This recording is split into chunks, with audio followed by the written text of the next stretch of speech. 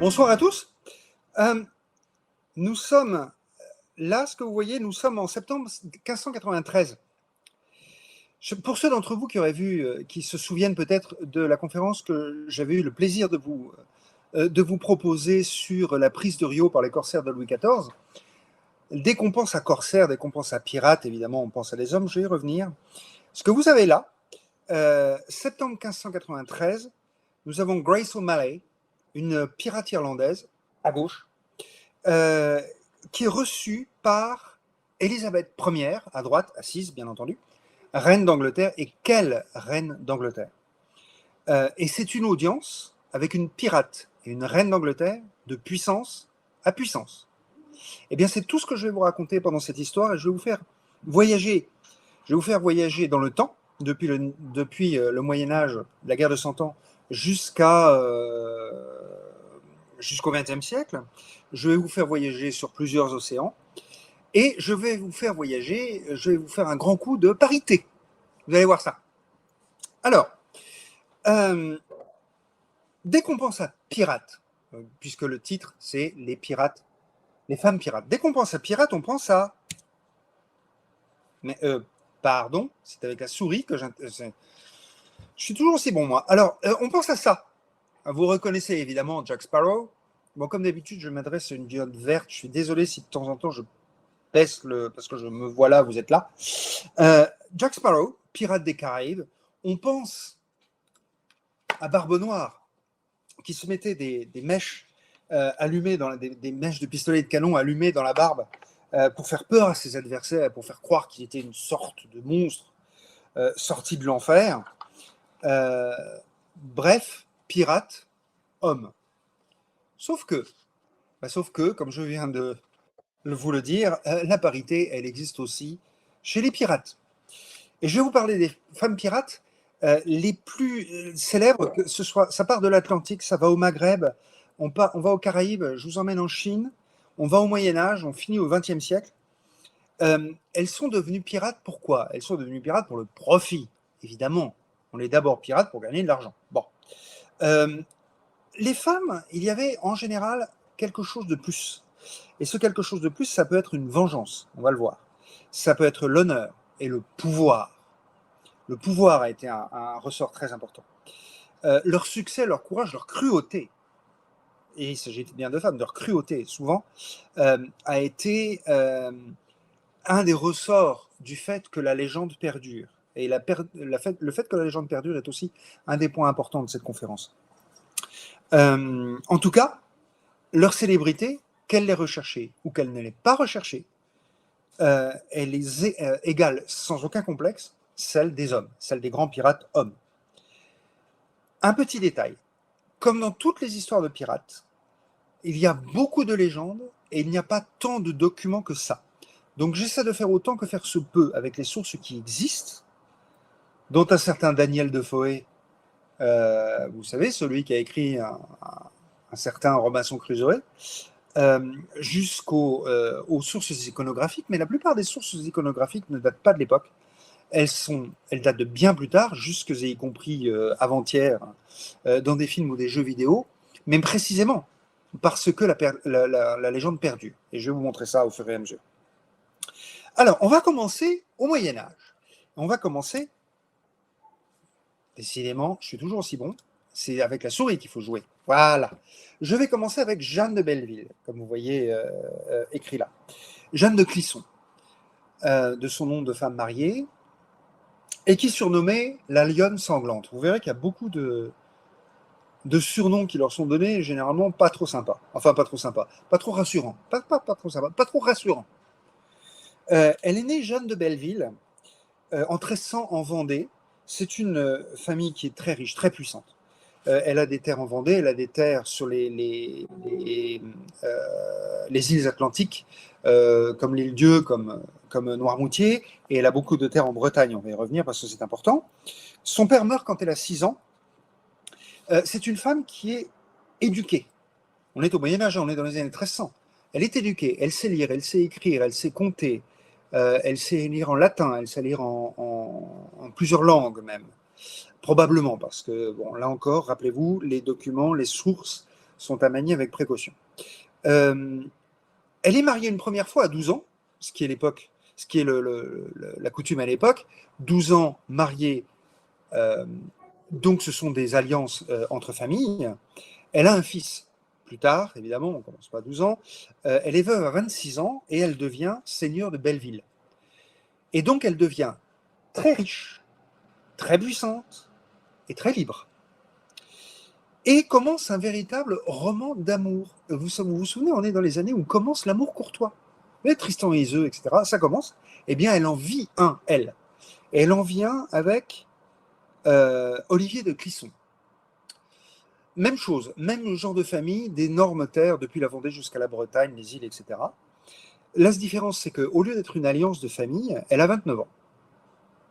Au lieu d'être, donc c'est beaucoup plus tard, au lieu d'être une alliance de famille, c'est un coup de foudre. Un véritable coup de foudre amoureux réciproque, digne des meilleurs romans de l'amour courtois. Et à 30 ans, en 1330 donc, elle devient Jeanne de Clisson. Ils auront 5 enfants.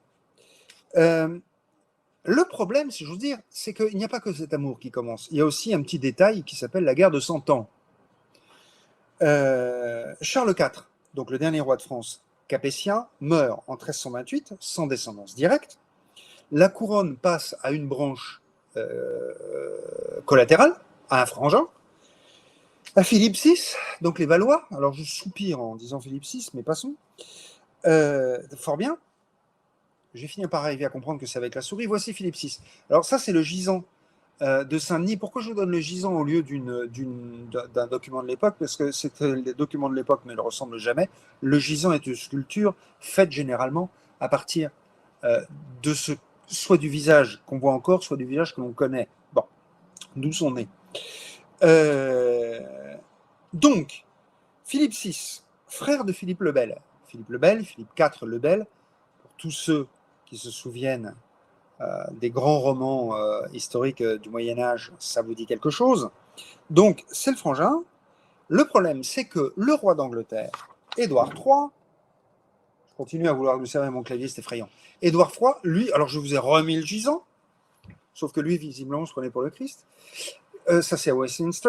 Édouard III trouve qu'il est un héritier plus direct de la couronne, puisque lui n'est pas le frère de Philippe IV, donc l'oncle du roi mort, mais il est son petit-fils. Bref, il est aussi le fils de Isabelle, la louve de France. Alors, je vous parle de Jeanne de Clisson, la lionne sanglante, et la mère de ce monsieur est quand même surnommée, à raison, la louve de France. Vous savez, c'est celle qui est censée avoir assassiné Édouard II, son mari, en lui enfonçant, parce qu'il était homosexuel, en enfonçant un tisonnier brûlant dans le... Enfin bref.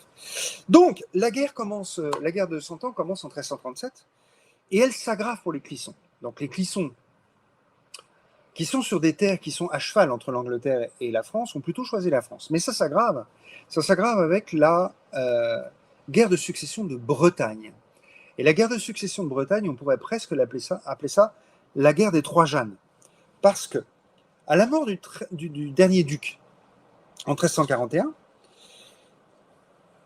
je continue, hein, vous avez remarqué mon geste? Bon.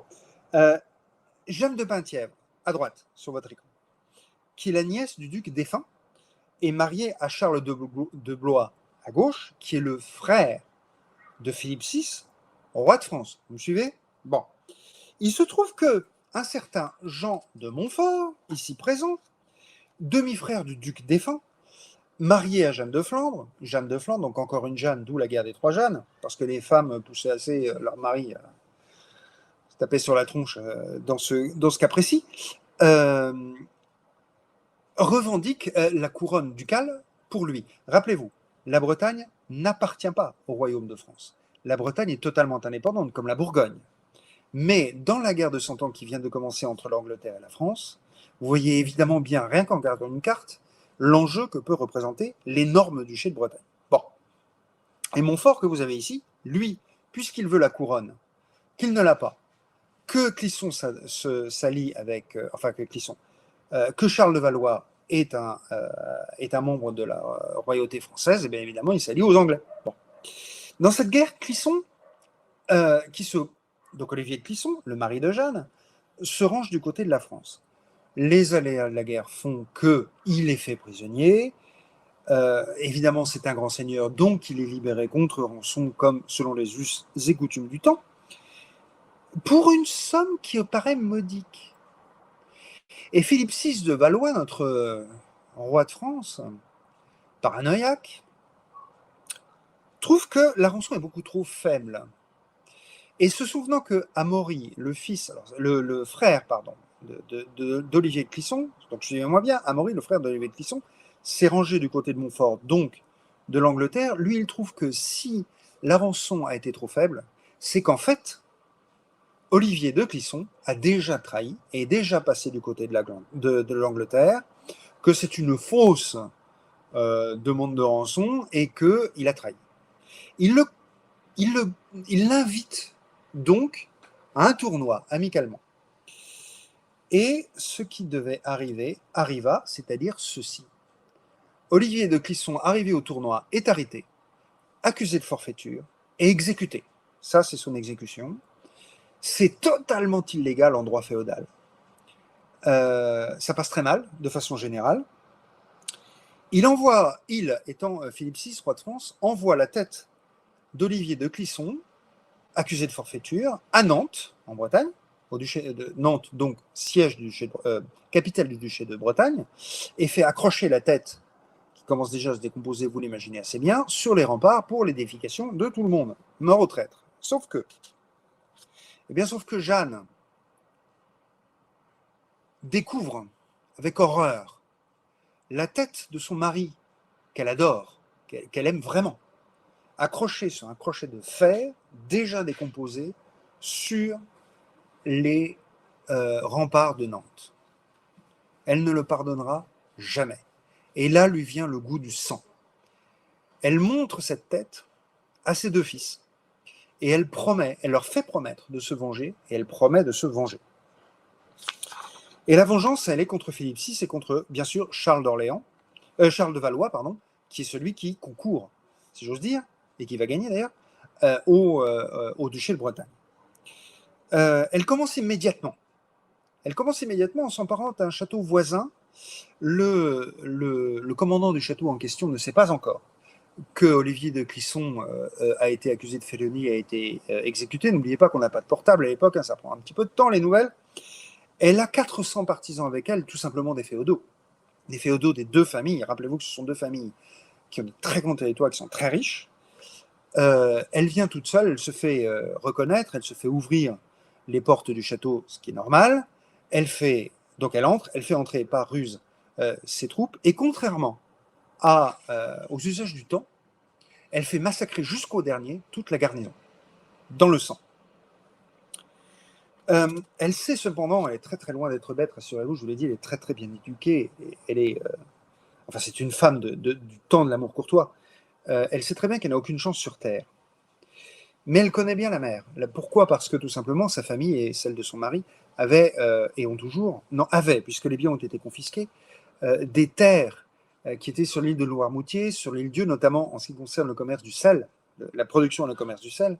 Elle connaît bien la mer. Et elle se dit que c'est la piraterie. Ce sont les bateaux qui vont lui donner sa chance. Et elle crée une toute petite flotte avec 3 navires.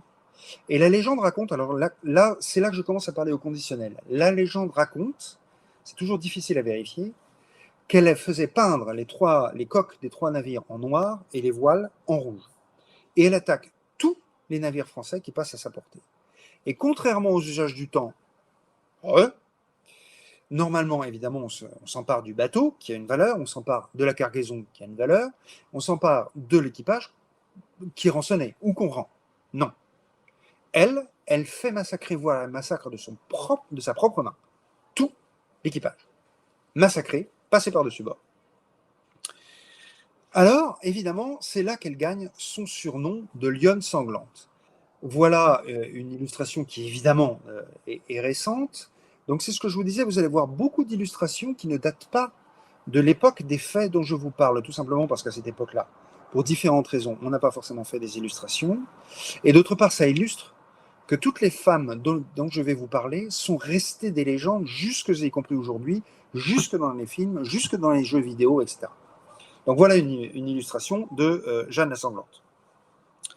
Les ravages sont tels que Philippe VI, évidemment, le roi de France commence à se fâcher, envoie sa flotte pour neutraliser les 3 bateaux de Jeanne. Elle est attaquée, la flotte est attaquée, elle ne survit, elle, que par miracle. Elle s'échappe dans une barque avec ses 2 fils. Sur les 2 fils aînés, l'un des 2 fils ne survit pas. Pendant plusieurs jours, il dérive. L'un des fils ne survit pas, il est mort de faim. Elle finit par aborder en Bretagne, heureusement pour elle, sur une terre amie, avec son plus jeune fils Olivier de Clisson, donc le fils d'Olivier de Clisson suivant. Olivier de Clisson 4, c'est celui qui a été exécuté. Olivier de Clisson qui sera le Olivier de Clisson 5.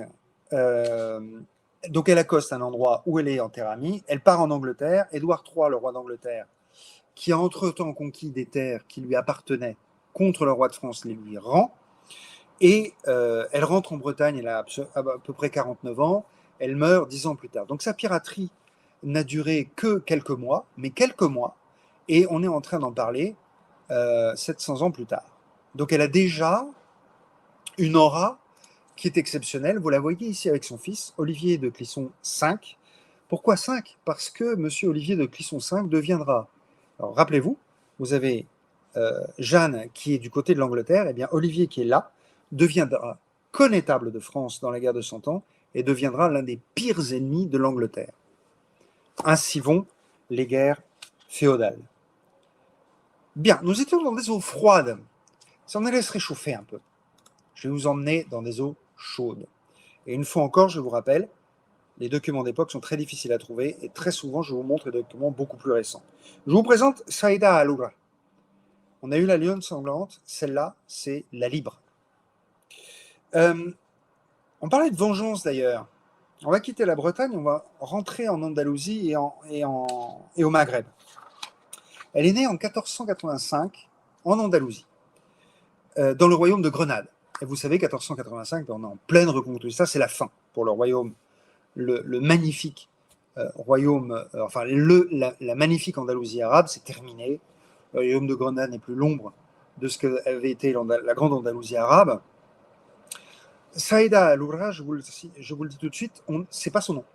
On ne connaît pas son nom véritable. Et je vais vous parler de son nom, on va y revenir, c'est important. Son père appartient au Banu Rachid, c'est une tribu extrêmement, une très grande famille, très riche, un peu comme les Clissons.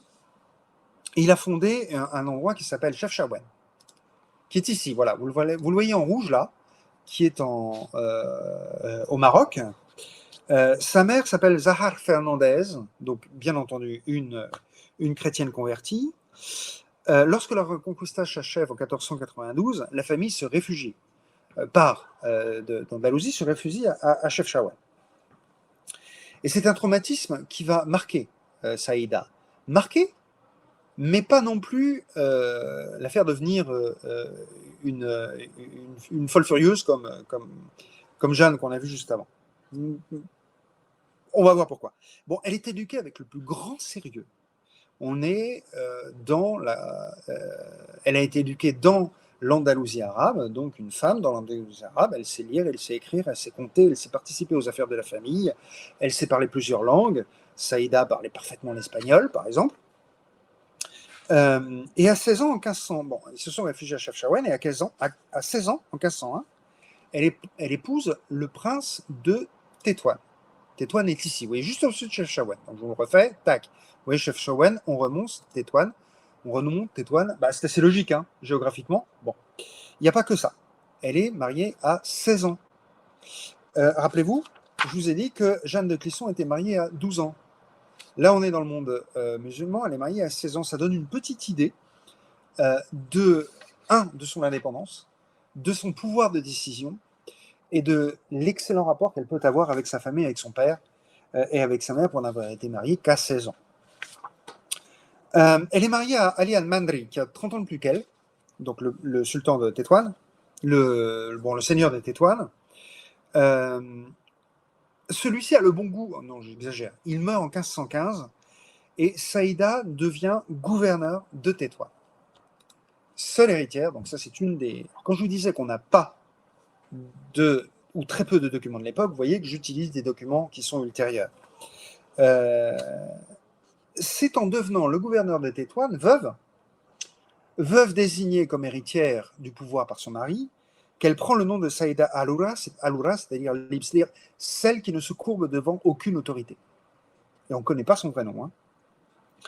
Elle gouverne Tétouan, et comme la plupart des ports sur la côte du Maghreb, le business, si j'ose dire, c'est la piraterie, évidemment, et en particulier contre les Espagnols et les Portugais. Le ressentiment, bien sûr, contre la Conquista, mais tout simplement la situation géographique, les comptoirs espagnols et portugais qui sont à Ceuta et dans ces autres endroits qui sont là, donc à portée de la main.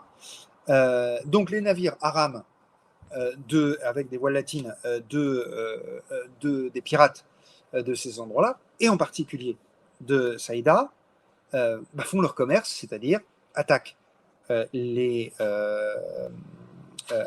navires portugais et espagnols, attaquent les villages côtiers, etc. etc. Et surtout capturent des chrétiens. Parce que les esclaves chrétiens, ça se vend, ça se négocie, et ça se négocie même extrêmement cher. Donc vous voyez bien ici qu'il s'agit d'une image type BD, type jeu vidéo tout à fait contemporaine, mais ça reflète parfaitement ce qui se passe. Vous voyez ici des gens qui valent cher, ceux qui sont à genoux avec leurs armures. Et il se trouve que ce commerce est extrêmement lucratif et que c'est Saïda elle-même qui se charge des négociations avec les Portugais et les Espagnols pour la revente. Et elle devient ainsi une puissance reconnue, un interlocuteur reconnu, comme on dirait aujourd'hui. Les puissances occidentales, le roi d'Espagne, les diplomates du roi d'Espagne, les diplomates des Portugais, négocient directement avec elle le rachat des captifs. Et ça rapporte énormément d'argent. Elle devient une véritable puissance, au point que elle s'allie avec Barberousse. Ça vous dit probablement à tous quelque chose, le nom du pirate Barberousse, qui est l'un des plus grands pirates de Méditerranée qui existait, eh bien, ils se font à Yalta. C'est-à-dire que, alors, c'est soit 1511, soit 1515, je ne suis pas sûr de la date, mais en tout cas, ils s'allient et ils se divisent la Méditerranée, ce qui vous donne une idée de la puissance de Saïda. Barberousse pirate l'est de la Méditerranée et s'empare en particulier des captifs chrétiens qu'on revend, et Saïda s'occupe de la partie ouest de la Méditerranée et s'occupe des négociations avec les puissances, notamment espagnoles et portugaises, anglaises aussi, et parfois françaises. Bon, lui, Barberousse, il meurt en 1518, je crois, mais ça ne l'empêche pas, elle, de continuer de ce petit jeu pendant des dizaines d'années. Des dizaines d'années. C'est la reine de la piraterie dans la Méditerranée pendant 30 ans. Son problème arrive quand la situation politique au Maroc se dégrade, et ça la pousse à se remarier, mais pas avec n'importe qui. Le Maroc est divisé en deux à ce moment-là, deux souverains rivaux. On a les Ouattassides au nord, donc qui sont basés à Fès, donc plutôt au nord, donc au contact des Occidentaux espagnols et portugais, qui sont plutôt tentés d'y aller par la négociation que par la guerre. Et vous avez les Saadiens au sud, installés à Marrakech, qui eux sont plutôt du genre, on leur rentre dedans. D'ailleurs, ils ont pris de force Agadir assez rapidement. Et elle a quand même besoin d'unir des forces, et donc elle choisit de se marier avec Ahmed al-Ouattassi, le roi de Fès. Elle a alors 56 ans. Est-ce que c'est un mariage? Pas du tout. C'est à la fois diplomatique et business. Sa puissance, sa richesse, sa capacité à négocier en font de tels atouts pour Ahmed al-Ouattassi, à la fois face aux Espagnols et aux Portugais et contre ses ennemis qu'il a dans le dos, saadiens, que non seulement il accepte de se marier avec elle, mais en plus il accepte de se déplacer pour le mariage, ce qui est absolument impossible. C'est la seule et unique fois que c'est arrivé. C'était que le roi de Fès s'est déplacé à Tétouan pour aller se marier avec Saïda. Elle lui a montré que, et elle, et Tétouan, restaient indépendants du royaume. Et il a accepté. Et donc on est en 1541, il se marie.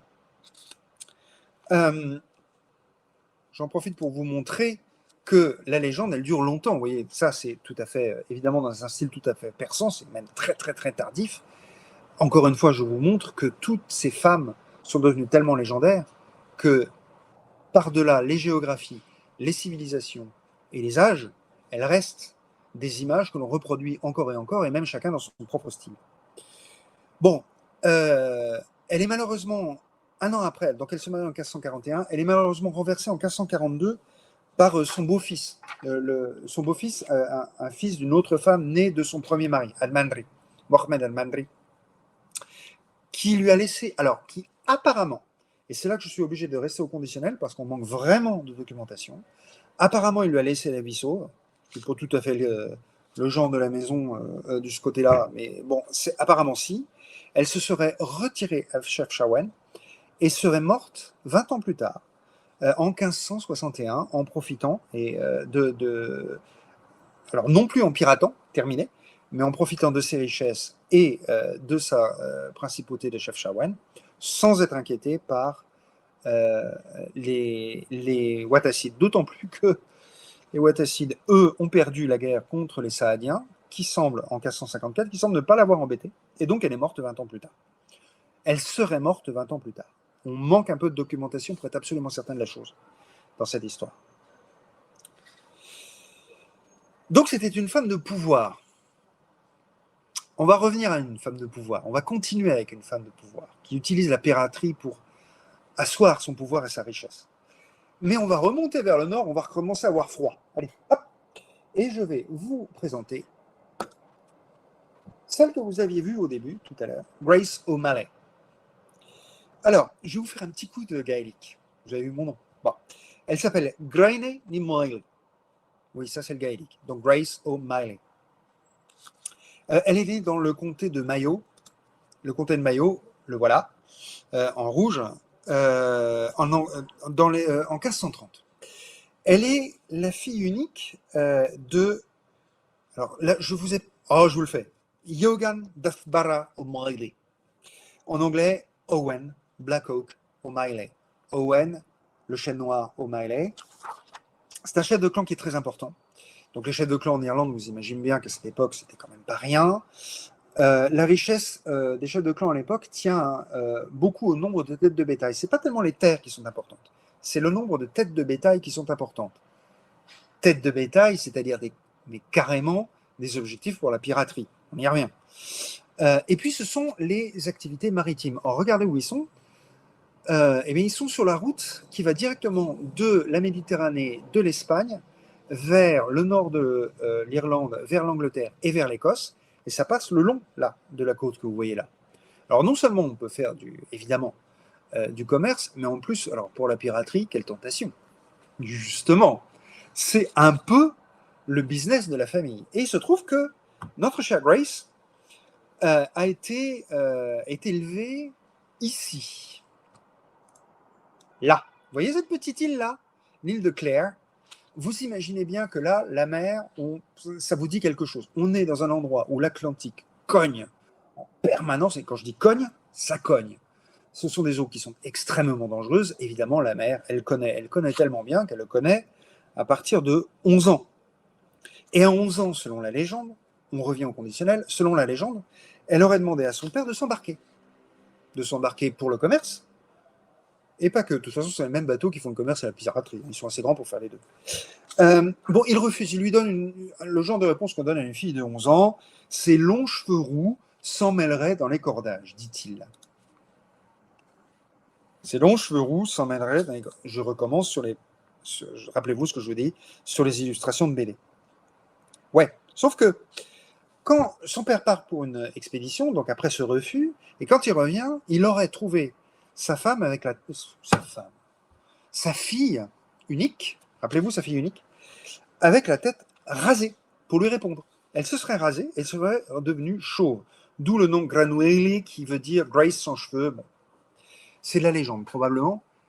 Mais la légende a toujours, vous savez, il y a toujours un fond. Et ça donne une petite idée du caractère de l'autre là. Bon, il cède et elle s'embarque vers 15 ans. sur les bateaux de la famille et de cette région, ce sont des galères de type viking. C'est un peu des dracars, avec une voile latine, 200 hommes à bord et 30 rames. C'est quand même des gros machins. Hein. Et le but du jeu, c'est la rapine du bétail. Il faut l'embarquer le bétail, hein, donc il faut que les vaisseaux soient grands. C'est l'arraisonnement des navires. Et elle devient très forte à ce petit jeu. Donc le rapine des bétails et des autres clans à côté, l'arraisonnement des navires, elle va jusqu'en Espagne. Et elle a même inventé l'autoroute à péage, figurez-vous. Et oui, parce qu'elle arraisonne les navires qui passent à côté, et au lieu de leur dire, bon, je vous prends tout, elle dit, bon, bah, vous me devez tant. Voilà, le péage, c'est tant. Au point que ça finissait par se savoir, et que le péage devenait un peu comme nous, on se fait racketter, et eux, ils se faisaient racketter volontairement, hein, pas de problème. On vient, on n'a même plus besoin d'attaquer, on paye, on part. C'est prévu, c'est la douane. Bon, c'est le péage. Et donc, elle commerce aussi directement avec l'Espagne, personnellement, sur ses navires. Donc, l'Espagne et l'Irlande, c'est de l'exportation, hein, c'est du fer. Donc, l'exportation, pardon, l'exportation de l'Espagne. L'Irlande d'Espagne importe du fer, importe des armes, vous savez, les épées de Tolède, importe du vin et exporte des barils de poisson salé, des fourrures de martre. La martre, c'est la fourrure par excellence de l'aristocratie. C'est du suif, c'est des peaux de mouton. À 16 ans, en 1546, elle se marie avec, alors je vous le fais en anglais, Donald O'Flaherty. Je vous passe le nom en gaélique parce qu'on en a pour une demi-heure. Elle a 3 enfants, Johan, donc Owen, Margaret et Murray. Bon, il se trouve qu'elle devient veuve assez rapidement, les accidents de la vie à cette époque-là. Elle se remarie avec un certain Richard Burke, dont elle divorce. En fait, elle le vire. Alors, on est chez les Irlandais, hein, le divorce est possible pour les femmes. Elle le vire.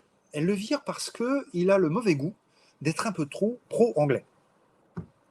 Et il se trouve que, bon, elle a quand même de lui un fils qui s'appelle Thibaut. Pour vous donner une idée du caractère de cette dame, elle accouche de Thibaut à bord d'un bateau, en pleine mer. Et ce bateau, en face de l'Irlande, est attaqué par des pirates algériens. Je vous avais bien dit qu'il y avait de la circulation. Hein, ça. Bon. Eh bien, elle est à peine en relevaille, elle monte sur le... Je vais vous le faire quand même. Attendez, on va le montrer quand même. Voilà. Hop, elle monte sur le pont et elle dirige elle-même en pleine relevaille, en laissant le môme avec qu'il fallait en bas. Elle dirige elle-même le combat et repousse l'assaut des pirates mauresques contre son bateau. Ça vous donne une petite idée du caractère de cette dame. On ne devient pas non plus ce qu'elle est sans avoir un caractère pareil. Bon, on parlait des Anglais justement. Elle a viré son mari, donc elle a divorcé de son mari parce qu'il était trop pro-anglais. Les Tudors à ce moment-là, je vous rappelle les Tudors, c'est Henri VIII, Marie la sanglante, catholique, puis Élisabeth, la protestante, l'anglicane, demi-sœur de Mary. Les Tudors ont décidé de regagner l'Irlande, déjà conquise au Moyen-Âge sous les Édouards, qui ne sont plus pas des drôles, parce qu'il est hors de question d'avoir un tel foyer de rébellion dans le dos pendant qu'on a l'Espagne et la France, l'Espagne en tout cas, et le pape, qui s'occupent de détruire la monarchie d'Élisabeth. Eh bien, Grace, elle, est une patriote. Et clairement du côté des clans irlandais qui refusent la domination de l'Angleterre. Or, l'Angleterre nomme un gouverneur pour le comté de Connaught, donc le comté de Connaught dans lequel se trouve le comté de Mayo, donc Connaught pour les Anglais, le comté de Mayo pour les Irlandais, ce sont ses terres à elle, et ça ne lui plaît pas du tout. Et vous avez donc ce charmant monsieur là, Bingham, qui est un puritain pur jus, qui est nommé pour écraser la résistance irlandaise, la résistance à l'autorité de la reine, et sa bête noire, c'est bel et bien Grace. Alors ça se passe très mal, puisque le frère de Grace, le fils de Grace, le fils aîné de Grace, est assassiné dans une soi-disant querelle avec le frère de Bingham. Évidemment, elle ne pardonne pas ce genre de choses. Donc elle entre en rébellion ouverte, là où elle était résistante, on va dire. Le mot est complètement anachronique, mais c'est un peu ça, mais pas non plus en résistance ouverte. Là, elle y va carrément avec un assaut systématique de tout ce qui est anglais, à commencer par les bateaux anglais. Fortune de mer, elle est capturée. Capturée et condamnée à mort, mais les chefs irlandais, qui d'habitude, rappelez-vous, se rapinent les uns les autres, n'aiment pas tellement les Anglais, et surtout, elle est tellement respectée que les chefs irlandais se coalisent et proposent aux Anglais, à Bingham, des otages pour faire libérer Grace, qui est libérée. Cependant, elle est bannie, et ses biens sont confisqués. Elle se retrouve sur ses bateaux, elle n'a plus de château, elle n'a plus rien. Et Bingham continue à la poursuite de sa vindicte et de la faire chasser par les navires britanniques. Et il capture Thibaut, le jeune Thibaut. Thibaut, c'est celui, souvenez-vous, qui est né le jour où elle s'est battue contre les pirates mauresques. Oula, vous imaginez assez bien qu'elle apprécie moyennement la plaisanterie, mais elle sait qu'elle ne peut pas y aller en force. Alors elle va faire un pari politique considérable. Elle prend son bateau, elle va en Angleterre et elle demande une audience à la reine Élisabeth Ier. Alors pour ceux qui connaissent Élisabeth, pas personne. C'est pas simple. C'est normalement totalement impossible. Qu'est-ce que ça veut dire? Ça veut dire que on est en 1593. Ça veut dire que, et on en revient à la picture, à la vignette d'introduction, ça veut dire que Grace est politiquement, même en Angleterre, suffisamment puissante pour connaître d'abord les contours byzantins de la cour d'Élisabeth pour pouvoir arriver jusqu'à elle, ce qui est extrêmement difficile, puisque bien entendu, il y a tout un tas de gens qui n'ont pas intérêt à ce qu'elle se rencontre. Et puis en plus, elle est une pirate et une rebelle, donc normalement, ça n'aurait pas dû avoir lieu. Et bien pourtant, elle se rencontre. Et comme je vous le disais à l'entrée, elle se rencontre de puissance à puissance. Ça donne une idée de la puissance de cette femme, non seulement d'un point de vue pirate, mais d'un point de vue politique et d'un point de vue puissance politique pour l'Irlande. Cette scène est absolument incroyable. Incroyable. Alors il y a deux choses, et ce sont deux femmes extrêmement politiques, extrêmement intelligentes, et qui toutes les deux sont passées très très près de la mort à plusieurs fois. Et c'est peut-être ce qui les réunit. Souvenez-vous, alors déjà il y a quelque chose d'amusant, c'est que souvenez-vous, rappelez-vous, vous avez Grace qui est censée s'être rasé les cheveux, qui est censée avoir été chauve pendant un moment, la rousse chauve. Rappelez-vous qu'Élisabeth était rousse et chauve suite à une maladie. Donc vous avez les deux rousses chauves. Ça, c'est juste pour l'anecdote. C'est amusant. Mais surtout, vous avez... elles se reconnaissent. Vous avez les deux grands fauves qui se reconnaissent, et ça n'est pas si étonnant que ça. Dans la mesure où, d'abord, des pirates à la cour d'Angleterre, c'est pas tout à fait rare.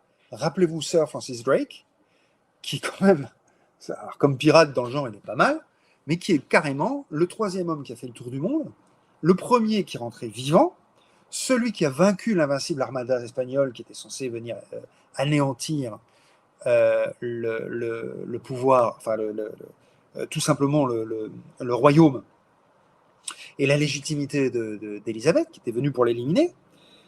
Et puis, il faut aussi se souvenir que traiter avec des femmes, Élisabeth, elle avait l'habitude. Alors par contre, ça s'est pas toujours très bien fini pour les femmes d'en face.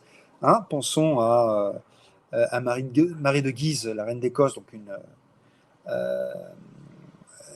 de la famille des Guises qui pendant ce temps, au même moment, était très très occupée à vouloir prendre la place des Valois sur le trône de France. Songeons à Marie Stuart qui, elle, évidemment, est terminée, exécutée, mais en tout cas, un discours entre femmes et un pirate à la cour, contrairement à d'autres endroits, ça n'était pas si incongru que cela. Et ceci explique aussi en partie cela. En tout cas, elles s'entendent, aussi étonnant que ça puisse paraître. Thibaut est libéré. Le gouverneur anglais Bingham est désavoué, mais il y a bien entendu une contrepartie, cessation des activités de piraterie, du moins contre les Anglais. Entre Irlandais, ils font ce qu'ils veulent. Fin de l'hostilité marquée et donc de la résistance, voire pire, contre l'Angleterre. Deal. Et Grace meurt tranquillement en 1603 à 73 ans. Et c'est là qu'elle commence à devenir une légende. Alors je vous montre quand même l'endroit où elle a vécu et pendant des dizaines d'années. Bon, d'accord, il y a une partie du château qui a disparu, mais ça vous donne une petite idée. Quand on habite dans ce genre d'endroit, on a quand même le cuir assez solide. Elle est devenue une légende au point qu'aujourd'hui, il y a une route Grace O'Malley en Irlande, qui a été créé il y a 2 ans, qui rouvre aujourd'hui, qui a été fermé à cause du Covid, qui rouvre aujourd'hui. Il y a un whisky Grace O'Malley, etc., etc. Elle est vraiment restée comme celle que je vous ai présentée avant et celle que je vais vous présenter après, une légende par-delà les siècles. Bon, on a froid, hein, rien qu'à regarder cette photo, on a froid. Allez, on repart au chaud. On repart aux Caraïbes. Et alors là, je vais vous faire un grand coup de Pirates des Caraïbes. Les pirates du XVIIIe siècle aux Caraïbes, dans toute leur splendeur, mais modèle femme. Nous avons Anne Bonny et Mary Read. Bon, non seulement on est dans les Pirates des Caraïbes, on est presque dans Tintin, là, mais vous allez voir. On va commencer par Anne Bonny. Pourquoi je commence par elle? Parce que c'est encore une Irlandaise. Elle est née illégitime en 1697 à Cork, en Irlande. Elle est née illégitime puisque son père, un avocat qui s'appelait Cormac, l'a eu de marier sa domestique. Madame l'épouse légitime a fait un scandale. Cormac est parti avec la fille et la maîtresse illégitime aux États-Unis, à Charleston, qui se trouve ici. Pour refaire sa vie, il a acheté une plantation, il redevient avocat. Bon, très bien. Anne, sa fille, a carrément mauvais caractère. À 13 ans, elle poignarde à mort un domestique qui ne lui avait pas plu. Elle est connue pour avoir causé d'irréparables dommages à la virilité d'un homme qui s'était permis de l'agresser sexuellement. Bref, elle tourne mal. Elle fréquente les tavernes, habillée en homme. Elle boit comme un trou. Elle apprend à se servir d'une épée et d'un pistolet avec talent. Et ce qui devait arriver arriva. Elle tombe amoureuse à 16 ans, en 1718, d'un certain James Bonny, qui est un capitaine de 3e zone, mais qui lorgne sur l'héritage du papa. Le papa, justement, refuse l'union. Du coup, Anne incendie la plantation du père et s'enfuit avec le dit Bonny vers les Bahamas, à New Providence, que vous voyez là, le petit stick rouge. Donc vous avez la Floride à gauche, vous avez la Floride en haut et Cuba en bas. Le problème, c'est que Bonny n'est pas du tout à la hauteur de ce qu'elle espérait. Il devient même informateur des Anglais contre les pirates et les corsaires du coin. Ça se fait pas. Donc, il se fait larguer. Et là commence la carrière de pirate d'Anne. Elle fréquente, d'abord, elle se met à l'abri, donc elle fréquente le lit d'un des hommes les plus riches et les plus puissants des Bahamas, Charlie Bayard, mais peu importe. Mais surtout, elle s'acoquine avec un Français, qui s'appelle Pierre Bousquet. Pierre Bousquet, il est tavernier, il est vendeur de tissus de luxe, tailleur, et il est très occasionnellement, ou plutôt occasionnellement très pirate, et il est aussi ouvertement homosexuel. On va voir que c'est pas anodin dans l'histoire. Donc Anne, que voici, avec Pierre Bousquet, commencent leur premier exploit pirate. Ils volent une épave à moitié coulée, ils la rafistolent vaguement. Ils installent dedans les mannequins d'osier de Pierre tailleur. Donc il prend les mannequins d'osier qu'il utilisait comme tailleur, il les barbouille de sang de tortue. Elle se barbouille elle-même de sang de tortue, y compris sa hache, et elle attaque un bateau français. Et devant la vision d'horreur qui se présente devant eux, les Français capitulent avant même l'assaut alors qu'il n'était que 2. Et c'est son premier exploit pirate. C'est pas le dernier. Hein. Bon, il se trouve qu'à ce moment-là, l'Angleterre, on est exactement au moment où l'Angleterre veut mettre fin à la piraterie pour faciliter son commerce, et notamment commercer mieux que les Espagnols. Et donc le gouverneur à New Providence, qui s'appelle Rogers, offre l'amnistie à tous les pirates contre la fin de la piraterie. La plupart acceptent, mais pas Anne, pour une raison très simple, c'est qu'elle a été condamnée pour l'incendie de la plantation de son père, et que donc elle sait très bien que l'amnistie ne couvre pas cela. Pierre non plus, parce que c'était un aventurier, et un troisième, un certain Rackham. Donc voici Jack Rackham. Calico parce qu'il portait des calicots, vous savez, les tissus indiens chatoyants. Rackham, ça vous dit rien? C'est évidemment le personnage qui a inspiré le personnage de Rackham le Rouge dans Tintin. Alors Anne se déguise en homme. Et elle se fait appeler Adam à ce moment-là, Adam Bonny. Elle s'enfuit sur le navire de Rackham qui s'appelle le Revenge. On raconte qu'elle tue un pirate qui aurait deviné sa féminité. Bon, non. Et très probablement, ils deviennent amants. Ils auraient même eu un fils qui aurait été laissé à Cuba, un couple de connaissances. Bref, la piraterie continue et c'est là qu'il rencontre l'autre. L'autre, c'est Mary Read. Elle est née en 1690 dans le Devon. Le Devon, c'est le sud-ouest de l'Angleterre, à côté de la Cornouaille. Son père était un capitaine de marine, il meurt en mer. Son frère s'appelle Willie et son frère meurt aussi. Et la mère de Mary Read déguise sa fille en homme pour le faire passer pour Willie pour continuer de recevoir la pension. Et bien, elle y prend goût, Mary. Et elle refuse un peu la vie de fille, un peu, un peu beaucoup, parce qu'elle s'enfuit. Elle s'engage comme dragon dans l'armée anglaise pendant la guerre de succession d'Espagne, en Hollande, déguisée en homme, et elle tombe amoureuse, ce qui devait arriver arriva, elle est quand même jeune, elle tombe amoureuse d'un maréchal des logis, et ils décident de se marier.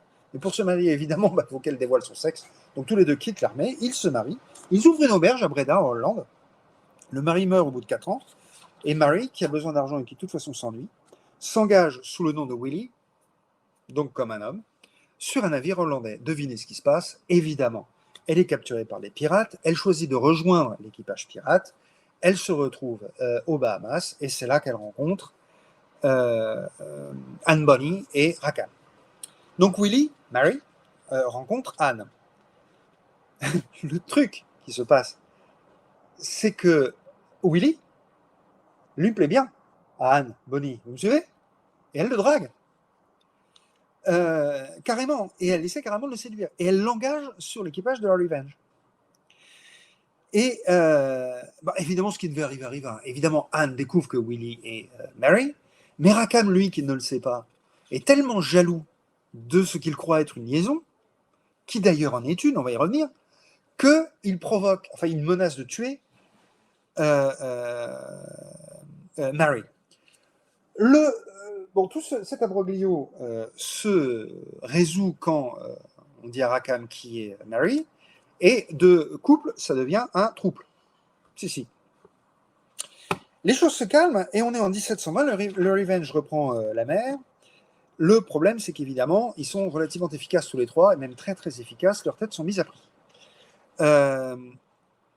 Les Anglais, il y a un bateau anglais, un gros bateau anglais, commerçant, qui intéresse de très très près Anne Bonny, c'est le Royal Queen. Pourquoi le Royal Queen? Pourquoi il l'intéresse? Parce qu'il appartient à un certain capitaine Hudson, et le capitaine Hudson est un ancien amant de d'Anne, si vous me suivez bien. Donc elle monte à bord du Royal Queen, lui joue un grand sketch au pauvre gars en lui disant « J'en ai marre de la vie de pirate, je veux me ranger, est-ce que tu peux m'aider ?» Gna gna. Le gars, bien sûr, dit absolument « Tiens, si tu venais dans ma cabine pour cette nuit », elle le suit dans sa cabine, et comme dans un roman, et ça c'est documenté, comme dans un roman, elle le drogue, elle arrose les mèches de tous les canons, en pleine nuit, de tous les canons. Donc elle le drogue pour ne pas passer la nuit avec lui. Elle arrose les mèches de tous les canons du bateau et s'enfuit. Et le lendemain matin, tranquillement, le Revenge attaque le Royal Queen, qui, bien entendu, dans l'incapacité totale de répondre à un coup de canon puisqu'il n'y a plus de mèches, se rend. Et se rend avec une fortune énorme à bord, sans un seul coup de feu, sans un seul mort. Sauf un. Le pauvre capitaine Hudson est assassiné par Reed parce qu'elle était jalouse, persuadée que Anne Bonny, donc Mary Read, était persuadée qu'Anne Bonny avait passé la nuit avec lui. Eh oui, bon. Ce qui devait arriver arriva au bout d'un moment, les Anglais en ont marre du Rackham, et ils le capturent, et tout simplement un soir d'une beuverie où l'équipage entier était fin sous après une prise, les Anglais montent tranquillement à bord, trouvent tout le monde beurré raides comme des petits lus, sauf deux, sauf les filles. Les filles se battent pendant 1 heure à mort, vraiment à mort, puisqu'elles tuent plusieurs marins anglais, mais bon, la résistance finit par céder.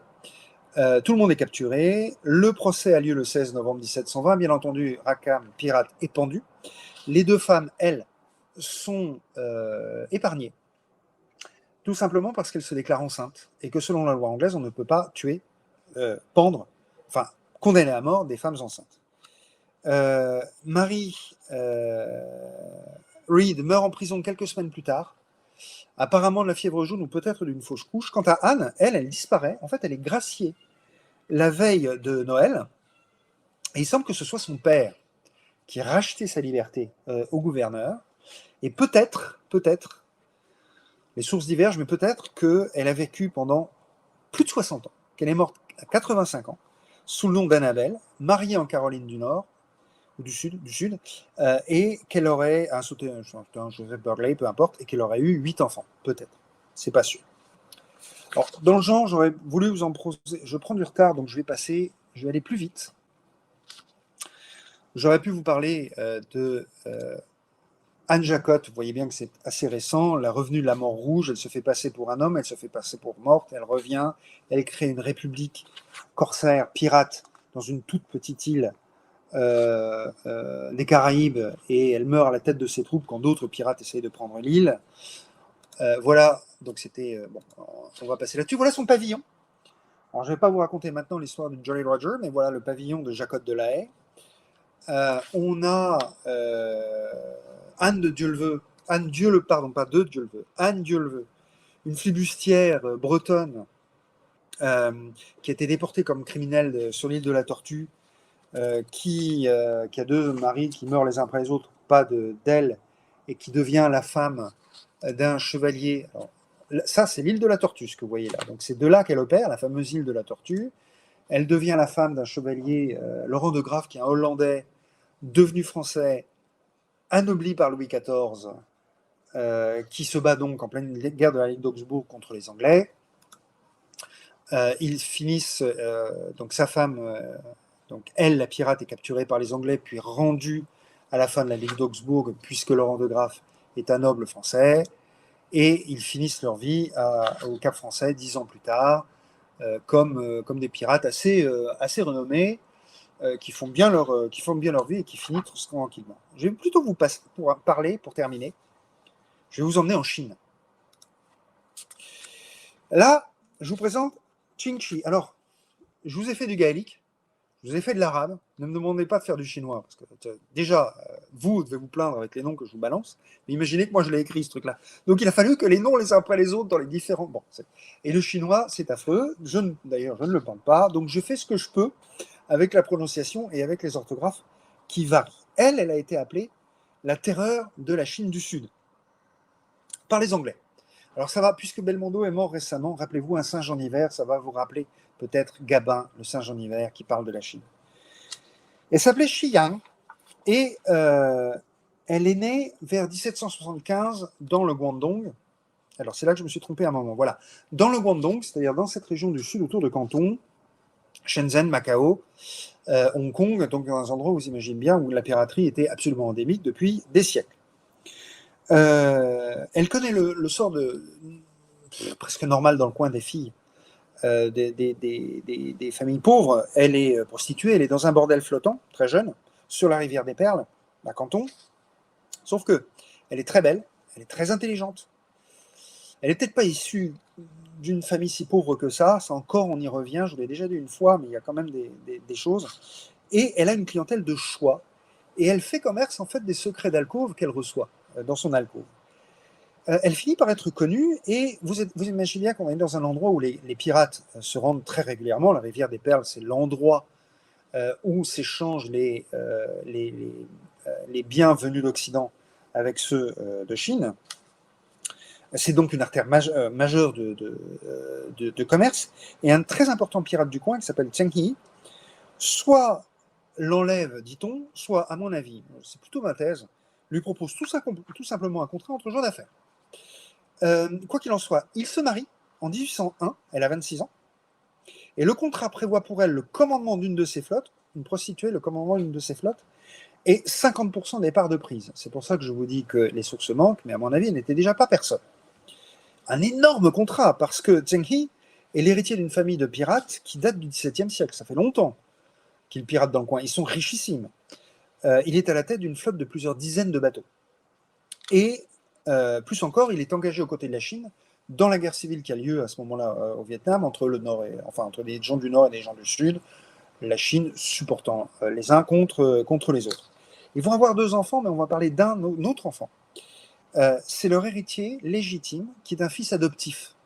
Il s'appelle Zheng Puo, c'est en fait un garçon que Zheng He avait enlevé à 15 ans en 1798 et dont il a fait son fils adoptif. On va y revenir. Bon, les affaires marchent bien. Alors c'est là qu'il faut que je revienne en arrière parce que c'est ma faute, j'ai inversé. Les affaires marchent bien. Là, et ils vont jusqu'à créer ce qu'on appelle la flotte rouge, c'est-à-dire que Zheng He et elle réussissent à coaliser les plus puissants pirates de la région cantonaise pour en faire une énorme flotte qui aurait jusqu'à 400 navires. Donc vous voyez ici les drapeaux rouges à droite, vous voyez des feux grégeois, apparemment, bon, l'ancêtre du lance-flamme, bref. Une énorme flotte pirate qui écume le coin et qui est largement aussi puissante que la flotte impériale. Justement, en 1807, Zheng He trouve la mort. Apparemment, il passe par-dessus bord pendant une tempête au Vietnam. Bon.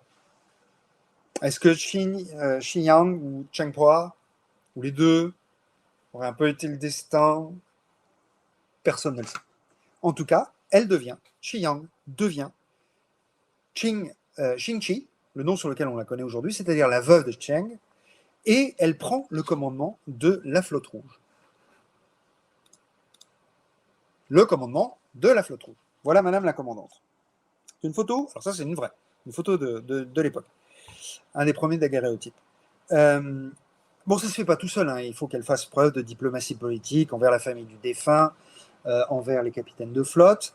Au passage, elle se marie avec le fils adoptif, qui était l'héritier désigné par le papa, adoptif aussi, et donc elle le nomme second de la flotte rouge. Elle établit un code très strict littéralement un code qui ressemble à celui de la Royal Navy de tenue des troupes. Et à propos de la Royal Navy, justement, on est en plein milieu des guerres napoléoniennes, les Anglais commencent à la trouver trop présente. Les Français ne sont pas là, mais si on doit remplacer les Français et se faire gêner par des Chinois pour le commerce anglais, c'est gênant. Donc, comme par hasard, en 1808, le gouvernement chinois, qui a sûrement eu dans son oreille des tombereaux de demandes déversées par les Anglais, s'attaque à elle. Et s'attaque à sa flotte. Dommage, raté. La défaite est totale, elle s'empare des navires de la flotte impériale et en fait d'ailleurs, du coup, des navires en plus de sa propre flotte. Raté. Mais quand on devient trop puissant, on suscite toujours l'envie de quelqu'un et surtout des concurrents. Et dans ce coin-là, il y a d'autres pirates, et il y a d'autres flottes coalisées pirates. Et disons que c'est la deuxième plus puissante flotte qui commence à s'intéresser à elle et à l'attaquer. Le gars s'appelle Opotai. Il attaque la flotte de Xingqi et réussit à la faire reculer. Il ne la bat pas, mais il réussit à la faire reculer. Donc, c'est une gigantesque bataille navale. Bon, je n'ai pas le temps de vous raconter l'histoire, mais en tout cas, il la fait reculer. Le problème, c'est que les hurlements de Xingqi s'entendent dans toute la mer du Sud et Opotai prend peur parce qu'elle a juré de se venger. Il a tellement peur qu'il décide de s'enfuir vers la légalité. Et il demande et obtient du gouvernement chinois une amnistie pour lui et ses hommes. Et il n'y a plus de pirates en Chine à ce moment-là, sauf elle. Et elle comprend vite. Elle n'est pas idiote, hein. Donc je suis en retard. Je vais essayer de faire vite. Elle comprend vite. Toute la puissance de l'Empire chinois va être dirigée contre elle. Alors elle fait la même chose. Et en 1810, elle demande que lui soit accordée la même chose qu'à Opotai, c'est-à-dire l'amnistie contre la cessation des activités pirates. Et elle l'obtient. Donc la flotte rouge est dissoute. Tout le monde s'en va avec son butin, à commencer par elle. Figurez-vous que le fameux fils adoptif et donc son mari et donc second de la flotte donc Zheng Puo devient capitaine de la flotte impériale. Si, ça ne s'invente pas. Et elle, elle revient aux sources. Elle conserve son énorme butin et elle ouvre une maison de jeu et de bordel le long de la rivière des Perles. Elle retourne aux sources et elle y vit sagement jusqu'à sa mort en 1844 à 69 ans. Bon, donc pas étonnant qu'elle soit une légende toujours encore en Chine et même jusqu'à Hollywood. Vous reconnaissez Pirates des Caraïbes? Chinchi, Pirates des Caraïbes, on s'est servi d'elle dans cette saga. Allez, je vais vous présenter la dernière parce que celle-là, elle vaut la peine. Elle s'appelle Huang Bamei. Alors là, on est dans la quintessence de l'Extrême-Orient compliqué. On est même dans Tintin et le Lotus Bleu. Vous allez voir. Elle est née en 1906 d'une famille assez pauvre, cette fois c'est vrai, des abords de Shanghai. Shanghai, c'est ici. Qui vivait notamment de la contrebande du sel. Alors, je vous le reprends. Famille assez pauvre, c'est vrai. De la contrebande du sel. Assez pauvre. Passons. Vous voyez ce que je veux dire. Mais bon, on n'a pas la documentation pour prouver, mais moi, je suis absolument persuadé qu'elle n'est pas si pauvre que ça, et je vais vous le prouver. Enfin, je vais tenter de vous le prouver tout à l'heure. Donc, Wang aide son père dans la contrebande du sel, assez jeune, même très très jeune. Elle a l'air assez douée, puisqu'elle fait assez vite, elle prend assez vite la tête d'une bande de pirates, d'un gang. De gangsters et de pirates dans le coin. Elle se fait remarquer au point que dès 1931, elle apparaît dans la presse pour la première fois, et croyez-moi, c'est pas la dernière, elle aime ça d'ailleurs. Elle est capturée, donc c'est un bandit et un pirate. Elle est capturée en 1933 dans la concession internationale de Shanghai, ça vous dit quelque chose, hein, et elle est condamnée à mort, c'est-à-dire qu'elle est condamnée à ça. Bon, on est en Chine. Toujours discuter. Les tractations diverses avec le chef de la police aboutissent à sa libération. C'est pour ça que je vous dis que la pauvreté de la famille permet d'avoir un petit doute quand même. Mais bon, elle fait profil bas, elle poursuit discrètement ses activités de contrebande, de piraterie. Elle reste quand même très influente et très habile. Et vient sa chance en 1937, la guerre sino-japonaise. Ce sont les services secrets de Chiang Kai-shek, donc les nationalistes chinois. Alors quand je dis nationalistes, c'est l'opposition nationaliste-communiste qui va aboutir à la guerre civile ensuite. Hein. C'est exactement dans cette acception-là. Donc Chiang Kai-shek recrute tout ce qui passe pour avoir des agents de renseignement, une guérilla dans le dos des Japonais. Tout ce qui passe, ça veut dire les pirates, les contrebandiers, les sociétés secrètes, et Dieu sait si on a, etc. etc. Wang est approché, bien sûr, mais elle est quand même à Shanghai. Et elle juge que sa survie est celle des siens, et les siens, c'est non seulement sa famille, mais bien entendu ses hommes, et toutes les familles de ces hommes. Cette survie passe par la complicité avec les Japonais plutôt qu'avec les nationalistes. Elle choisit le camp japonais. Alors elle est arrêtée assez rapidement, pas de chance, alors là c'est vraiment pas de peau, elle est arrêtée par les troupes nationalistes dans des circonstances que je n'ai pas le temps de vous raconter. Elle est arrêtée par les forces chinoises en 1938. Vous voyez là un article de journal de l'époque. Vous pouvez lire si si c'est assez libre. The Notorious Pirate Queen. Pirate Queen. Elle est déjà très très connue. Who joined the bogus regime of Shanghai, c'est-à-dire le régime fantoche de Shanghai, being captured by la guérilla de Chiang Kai-shek. Le gars qui se penche vers elle, qui est donc le type qui l'a capturé, qui appartient aux bandes de Chiang Kai-shek, l'année suivante, on le retrouve comme appartenant aux bandes pro-japonaises. Enfin, on est en Chine. Regardez cette photo, regardez les lunettes de soleil, on se croirait littéralement dans Tintin, dans le Lotus Bleu, ou peut-être dans le Dernier Empereur, au choix. Bon. Ça ne dure pas très très longtemps parce qu'elle met très vite son habileté, ses réseaux, ses bateaux à disposition des nationalistes. Normalement, elle n'aurait dû être exécutée. Point du tout. Point du tout. Elle continue de travailler tranquillement. Et pourquoi ce miracle? Parce qu'elle a été récupérée par l'un des chefs de l'espionnage les plus remarquables de Chiang Kai-shek, qu'on retrouve ici. Il est à gauche. C'est... Alors là, rigolez pas. Il s'appelle Mao. Si, Mao Sen. Pas Mao Tse-tung. Enfin, on n'en est pas loin. Et alors là, je vous jure que c'est la même. Regardez là avec ses lunettes noires. C'est la même. L'année suivante, on est en 1940. On sent qu'elle mange bien. Hein. Bon. Il l'engage pour tout simplement, encore une fois, pour mettre en place un système d'intelligence, donc d'espionnage et de guérilla dans le dos des Japonais. Au départ, ce sont des troupes totalement indisciplinées, des ramassis de bandits à peine armés.